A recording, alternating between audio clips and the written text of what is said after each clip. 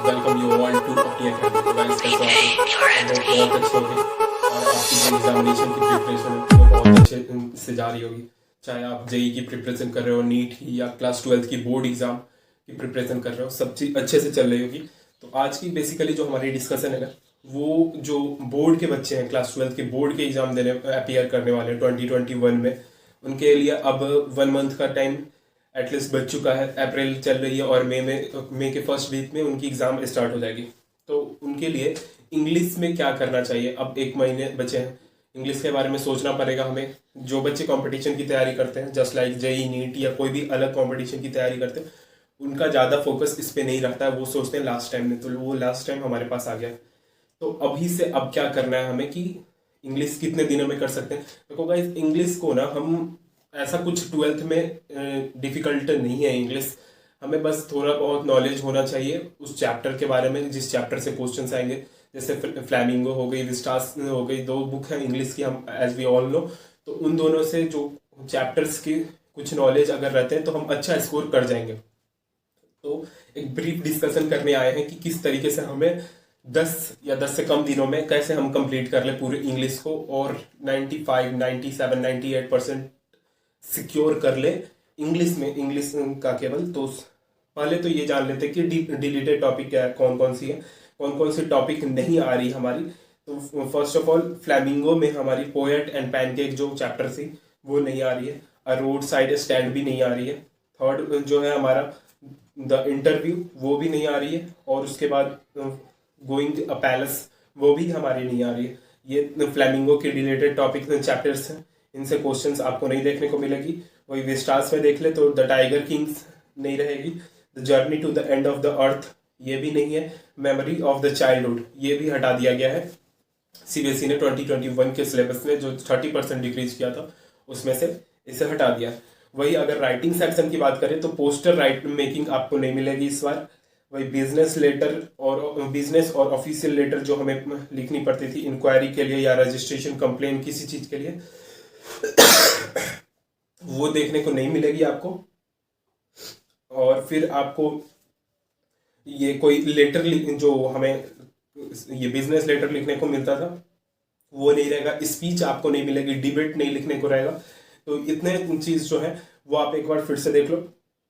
ये deleted topics है हमारे फ्लेमिंगो, विस्टास और जो हमारे राइटिंग सेक्शन है उसके। अब हमारे पास क्वेश्चन का पैटर्न क्या रहेगा उसके लिए भी मैंने एक सैंपल पेपर लिया है। सीबीएसई का जो सैंपल पेपर सीबीएसई ने रिलीज किया था वो प्योर आपका उसी तरह से एग्जाम में आने वाला है।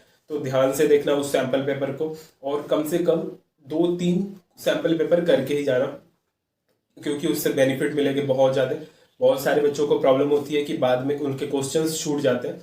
तो क्वेश्चन ना छूटे उसके लिए सैंपल पेपर कर लो। वैसे इस बार कुछ ज़्यादा इजी हो चुकी है सीबीएसई की जो इंग्लिश की जो हमारी पेपर है वो कुछ ज़्यादा इजी है। वो हम देखते हैं पहले टाइम पैटर्न।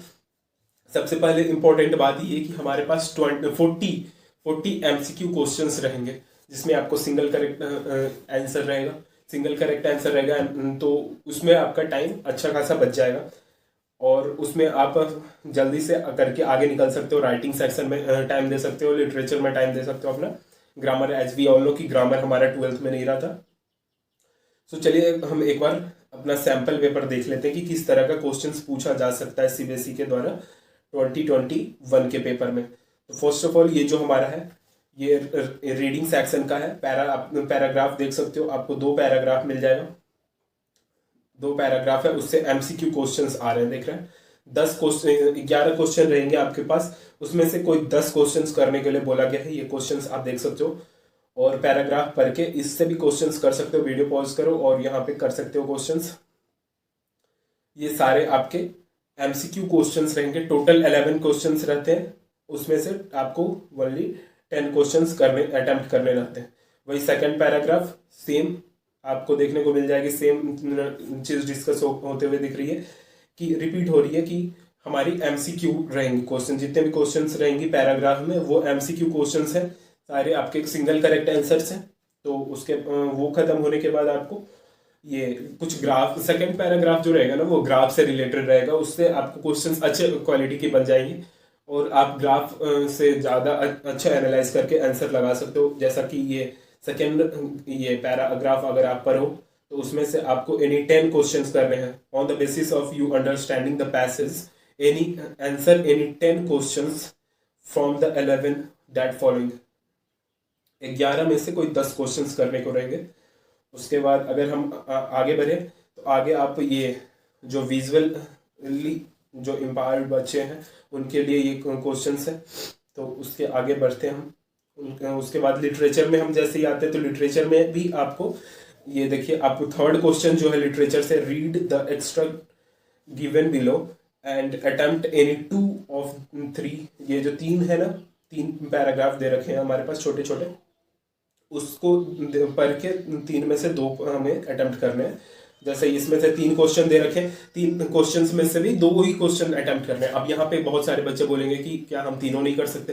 तो कर सकते हो, कोई दिक्कत नहीं है कि अगर कोई गलत भी हो जाए तो बेस्ट ऑफ 2 हो जाए आपका, तो ये एक अच्छा चॉइस रहता है, वो आप कर सकते हो। बट वही कि अगर टीचर सही मिल जाए, क्योंकि टीचर्स के पास इतना टाइम नहीं रहता देखने को इंग्लिश के पेपर, हर एक उन्हें पैसा मिलता है बस कॉपी चेक करने पे, तो उनके पास उतना टाइम नहीं रहता जितना वो फास्ट। तो नीट एंड क्लीन पेपर लिखना सबसे मोस्ट इंपॉर्टेंट रहती है। इंग्लिश की पेपर नीट एंड क्लीन लिखोगे जितना, उतना अच्छा मार्क्स आएगा आपको। वही आपका अगला क्वेश्चंस लिटरेचर में अच्छा सारा क्वेश्चंस एमसीक्यू में देखने को मिल रहा है अभी तक, जैसा कि हमने सैम्पल पेपर में देखा। वही पार्ट बी में आए तो पार्ट बी जो 40 मार्क्स का है उसमें से attempt any 1 of the following. अब ये राइटिंग सेक्शन स्टार्ट हो गया, तो आप देख सकते हो यहाँ पे आपको इंटीरियर डिजाइनिंग के लिए ड्राफ्ट एडवर्टाइजमेंट जो आपको एक नेशनल न्यूज़पेपर, डेली न्यूज़पेपर जो आती है, लोकल न्यूज़पेपर, उसके लिए एडवर्टाइजमेंट का बनाने के लिए दे सकता है। उसके बाद लेटर राइटिंग आ सकती है आपको, वो आप देख सकते हो सारे क्वेश्चंस। पोस्टर्स जो है बने हुए, इस बार पोस्टर्स नहीं है, तो एक गुड न्यूज़ है आप सबके लिए। और आखिरी में आप देख सकते हो कि लिटरेचर से किसी 5 क्वेश्चंस को देना है, जो कि 30 to 40 वर्ड्स में, 30 to 40 वर्ड्स में आंसर देना है। अगर 30 to 40 वर्ड में है तो 30 वर्ड पे ही छोड़ दो, ऐसा नहीं कि 40 वर्ड 50 वर्ड लिखूंगा तो ज़्यादा मार्क्स मिलेगा। टीचर्स के बाद मैं बार बार बोल रहा हूँ, जो टीचर्स आपके कॉपी चेक करेंगे उनके पास इतना टाइम नहीं रहता कि हर एक आप लंबी लंबी कहानी लिखो और उसको पढ़े, वो नहीं करना चाहते वो। तो जितना शॉर्ट हो, अगर 30 से 40 वर्ड है तो 30 में लिख के छोड़ दो, वो मार्क्स मिल जाएगा आपको पूरा का पूरा। ऐसा कहानी लिखने मत बैठना। हर जगह जहाँ भी आपको 30 से 40 लिखा, मिनिमम पे रहना, 30 से 35 में बंद कर देना अपना, कोई कहानी लिखने की जरूरत नहीं है। जैसे यहाँ पे अगर 12th क्वेश्चंस को देखो तो attempt any 1 of the following 120 words to 150 word. यहाँ पे 120 से 150 है तो 120 पे बंद कर दो, आपको 5 नंबर मिल जाएगा। और आप अगर पीछे का कोई छूट रखा है क्वेश्चंस तो वो भी कर सकते हो, आपका टाइम वेस्ट ना हो और आपका मार्क्स भी ना कटे। तो इसके लिए 120 पे बंद कर दो, नीट एंड क्लीन पेपर लिखो और इंग्लिश में आराम से मार्क्स आते हैं। इंग्लिश में आपको इतना कोई टेंशन लेने की जरूरत नहीं होती, आप 7 से 8 दिन में कंप्लीट कर जाओगे पूरा का पूरा टॉपिक्स। और जो मैंने डिलीटेड टॉपिक बताया वो आप एक बार और देख लो, जितने भी डिलीटेड टॉपिक है उनको देख के जाओ ताकि बाद में आपको काम आ जाए। सो अगर आपको ये पसंद है तो आप हमारी नेक्स्ट वीडियो जो है वो फिजिक्स के लिए है। फिजिक्स के बाद मैथ्स, केमिस्ट्री, बायोलॉजी, ये 4-5 सारे सब्जेक्ट जो है मेन सब्जेक्ट हम सारे को कवर करेंगे। So wish you all the best for your exam. और एक बार डिलीटेड टॉपिक देख लेना। और फ्लेमिंगो पढ़ने का और फ्लेमिंगो विस्टास पढ़ने का एक सिंपल सा तरीका, क्योंकि क्वेश्चंस जो है वो स्टोरी बेस्ड क्वेश्चंस आते हैं, तो आप एक काम करो कि जब भी सोने जाओ, सोने से पहले एक चैप्टर पढ़ लो, आधा घंटा में वो चैप्टर कंप्लीट हो जाएगा, आपको भी मजा आएगा, नींद भी अच्छी आएगी और एक अच्छी सी स्टोरी भी पढ़ लोगे आप। तो इस तरीके से आप कंप्लीट कर सकते हो। 1 मंथ है आपके पास, ज़्यादा चैप्टर है भी नहीं, बहुत सारे चैप्टर हटा भी दिए गए आपसे, तो इतना कोई बर्डन लेने की ज़रूरत नहीं है। इंग्लिश आराम से निकल जाती है सारे बच्चों की और आपकी भी निकल जाएगी और अच्छी मार्क्स आते हैं इंग्लिश में। ऐसा कोई बात नहीं है कि इंग्लिश में मार्क्स कटते हैं, इंग्लिश में मार्क्स बिल्कुल नहीं कटते। बस बशर्ते आप कुछ ज़्यादा ना कहानी लिखो और नीट एंड क्लीन लिखो तो आपके मार्क्स अच्छे खासे आ जाएंगे। All the best for your future और bye bye. Hit the subscribe button और लाइक शेयर एंड सब्सक्राइब करना तो भूलना ही मत। और आपका अगला जो वीडियो आएगा वो फिजिक्स के लिए आएगा। बोर्ड में फिजिक्स का किस तरह से पैटर्न है, क्या क्या डिलीटेड टॉपिक्स हैं जो नहीं आ रही है हमारे 2021 के पेपर, बोर्ड के पेपर में। So all the best for your future, bye bye.